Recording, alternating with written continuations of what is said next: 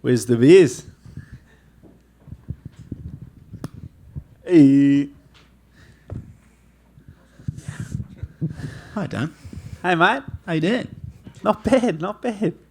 That was an interesting but kind of weird fight, right? Like you started off sort of measured on the feet, and then he started throwing himself at your legs. At that point, did you sort of know he doesn't want this on the feet, and he kind of is almost... Oh, once he actually got to the legs, and I could feel how much energy that he was burning out trying to finish me.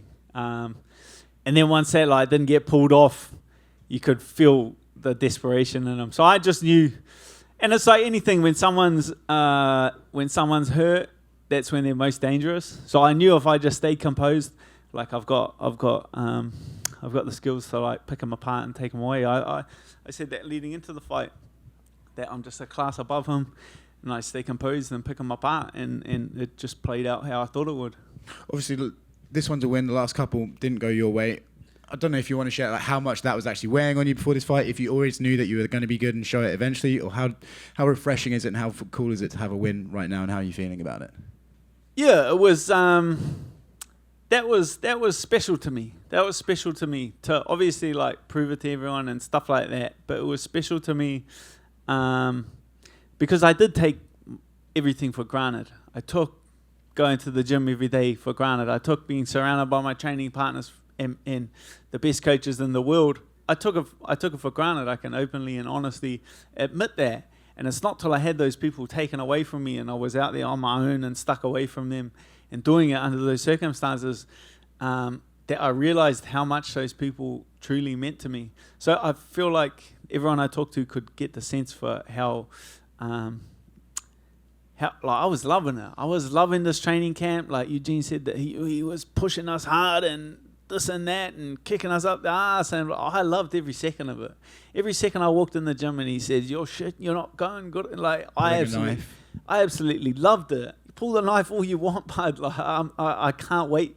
For someone to be there. I appreciated it so much that someone cares that they're gonna go, absolutely out of their way to push me to my absolute limits. I loved every second of it. So I appreciated having them around so much more. So that's why you could see me out there today, having so much fun. That's just sheer appreciation for my team, sheer appreciation for my coaches, sheer appreciation for all the people around me that love and support me. That's, I'm a dangerous man when I'm happy. And true to form, you made your next move clear. You want to fight in Perth in February. You said you'll fight anyone on the planet. Let's try and keep it to 150. That's a lot of people. Yeah. Moicano was back here, and he said he thinks it makes sense to fight you, but he would rather do it in Brazil, not in Perth. Oh, cool. That's... he said he was scared of the crocodiles. Scared of the crocodiles. Well, that's a shit excuse, but look, that's the date. Somewhere close to home, I feel like I deserve to fight on the first card back down my ways. I feel like I've done enough to earn a spot on that card. I said absolutely anyone that wants to come there and fight on that date. And I'll be there with my training partner, Alexander Volkanovski. It'll be good to prepare with him for that date, for that card. So it's any man for that date. I don't think that makes... It does. You'll fight anyone. I don't think he's agreeing to the... No. I don't think he's agreeing to the proposal. Congratulations. It's a very simple proposal. Dan, I think one of his main reasons was I don't think one of his coaches can get into Australia. What do you do? Nah, I'm joking. I don't want to ask. Speaking of that, where does this fight rank in terms of your past wins, given everything that led up to this? Yeah, it's just special. It's special that everything's come together. You learn something from every time you walk out there. That was my 20th. I'm pretty sure. That's my 20th walk to the octagon, and you learn something every time you go out there. And I feel like everything's just come into place. I've just figured out the recipe for me and my success, and so it's so good to have that recipe now moving forward. As I said,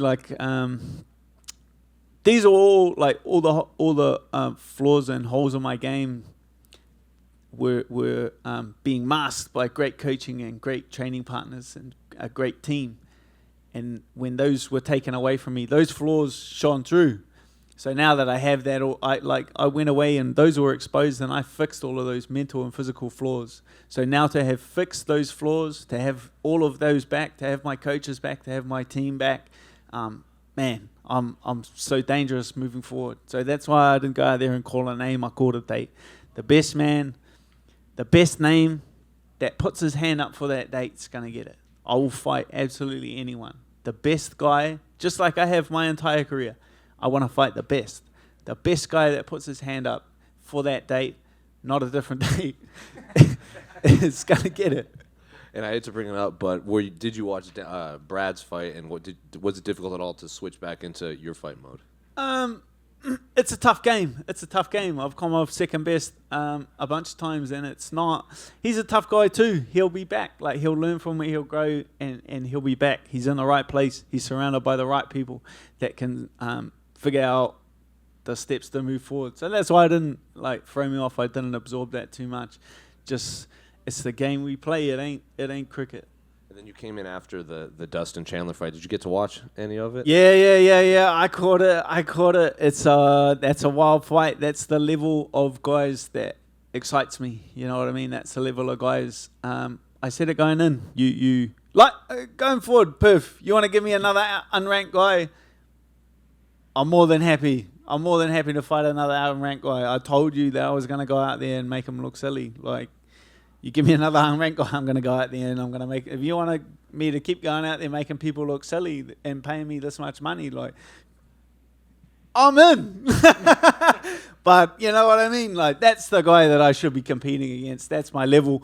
And I will fight anyone until I can prove that that's where I belong.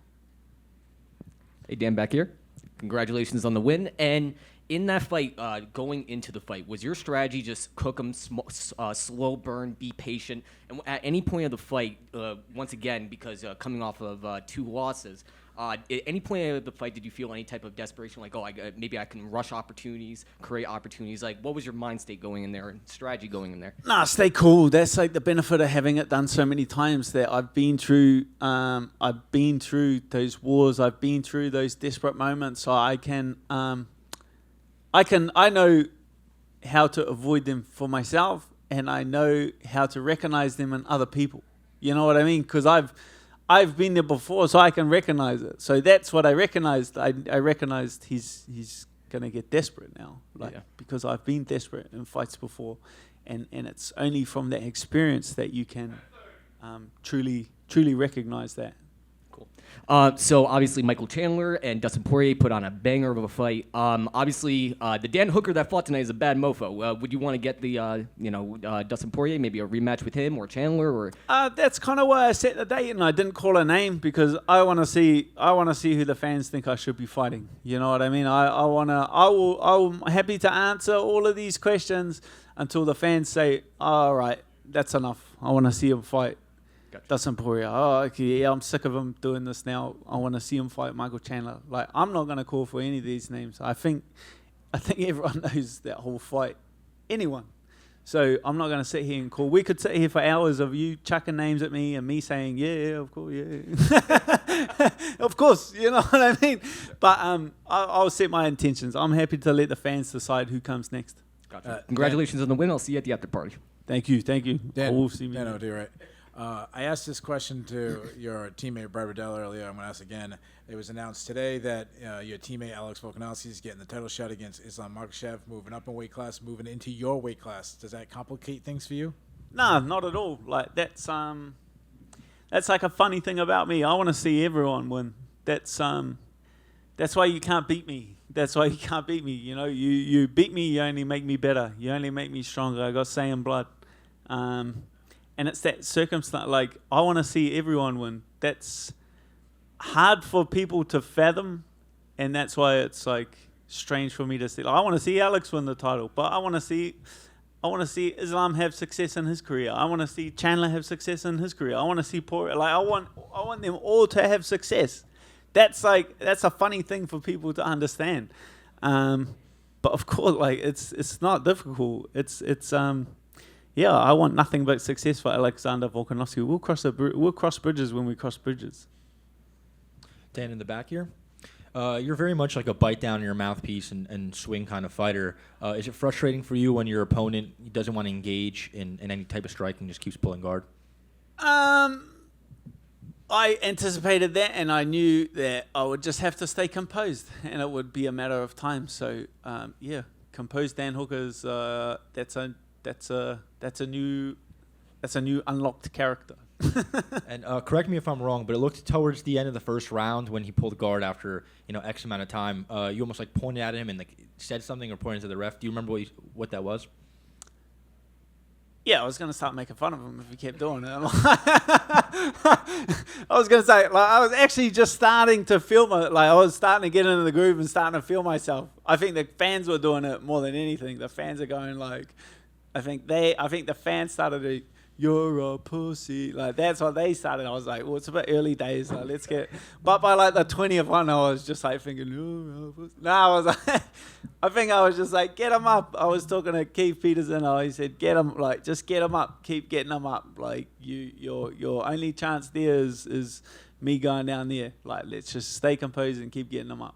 And last one, the finish like looked a little anticlimactic just because it was the same thing twice over where he fell from that body kick. Do you care at all that it was the finish wasn't as spectacular as normal, or is it a finish is a finish? A wise man once said, it doesn't matter if you win by an inch or a mile. Winning's winning. Thanks, Dan. I think it was Socrates. Thank you.